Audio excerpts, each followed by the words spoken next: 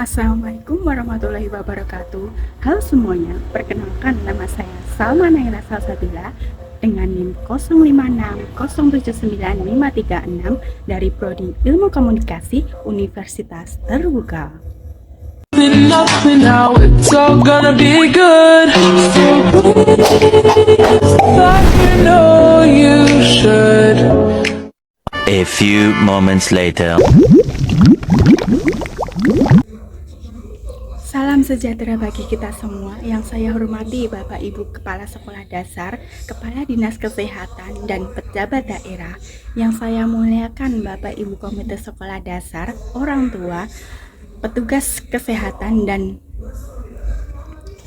pengelola program gizi. Pertama-tama mari kita panjatkan puji dan syukur kehadirat Allah Subhanahu wa Ta'ala atas segala rahmat dan karunia-Nya sehingga kita dapat berkumpul di pagi hari ini dengan keadaan sehat walafiat. Hadirin yang terhormat, setiap hari kita memastikan anak-anak kita tumbuh dan berkembang dalam keadaan sehat dan penuh semangat. Salah satu hal dalam menjamin kesehatan anak adalah cakupan yang gizi yang baik saat kita menyiapkan makanan kepada mereka. Namun, seperti yang kita ketahui bahwa tidak semua makanan layak untuk kita konsumsi. Terdapat bahaya yang sering kali kita temukan saat kita tidak dapat memilih makanan sehat untuk diri kita sendiri ataupun anak-anak. Kira-kira bahaya apa itu? Bahaya keracunan makanan. Keracunan makanan bisa sangat bahaya jika kita tidak telusuri lebih dalam lagi. Ia dapat mengancam nyawa, menghambat pertumbuhan, dan mengancam masa depan anak. Oleh karena itu, kita berkumpul bersama di sini untuk membahas betapa pentingnya mewaspadai gejala keracunan makanan untuk tumbuh kembang anak. Hadirin para orang tua sekalian, program makanan bergizi atau kita singkat menjadi MBG adalah salah satu bentuk upaya dari pemerintah untuk meningkatkan kesehatan dan kecerdasan anak. Namun, belakangan ini seringkali terdapat kejadian yang sangat memprihatinkan, yaitu kejadian keracunan makanan. Banyaknya kasus keracunan makanan akibat dari pengelola program mengakibatkan anak-anak dalam bahaya. Anak-anak adalah kelompok paling rentan dalam kasus ini. Sistem pencernaan dan kekebalan tubuh mereka belum sepenuhnya kuat sehingga efek kontaminasi bakteri lebih bahaya terhadap mereka. Dilansir dari pernyataan Dinas Kesehatan Kementerian RI per 5 Oktober 2025 bulan kemarin, terdapat banyak kasus 119 kasus di 25 provinsi, 88 kabupaten dengan jumlah kasus sebanyak 11.660. BPOM menyebutkan bahwa kebanyakan kasus keracunan makanan adalah akibat dari kontaminasi silang antara pengelolaan makanan, penyimpanan makanan yang tidak tepat, serta kebersihan dapur yang perlu kita pertanyakan. Menurut data Dinas Kesehatan, penyebab dari keracunan makanan berasal dari bakteri, jamur, virus, bahan kimia, ataupun logam berat lainnya.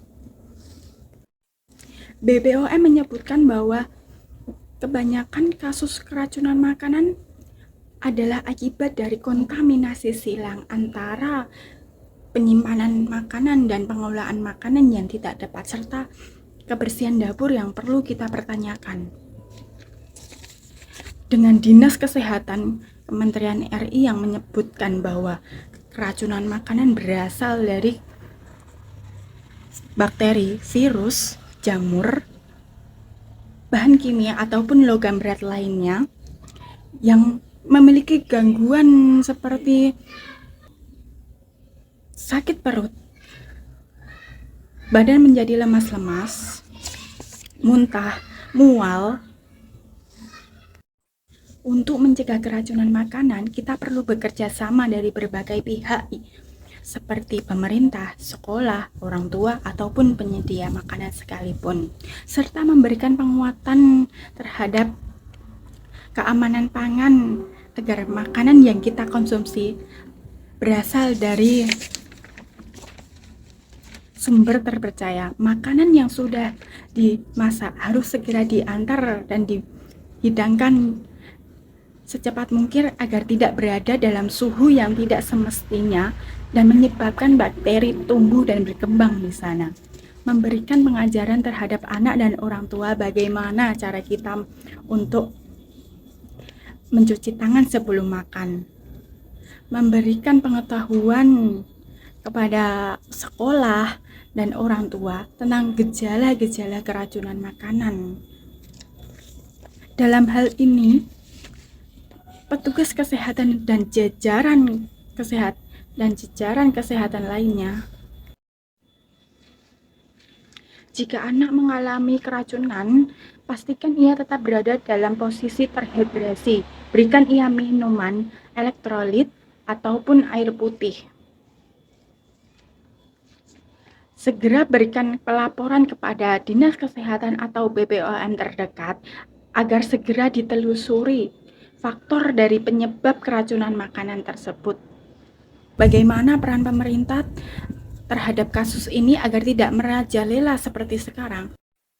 Sekolah sebagai pelaksana program tersebut harus berkolaborasi dengan ahli gizi dan petugas keamanan pangan agar MBG yang disajikan tidak hanya bergizi tetapi juga aman dan layak untuk kita konsumsi.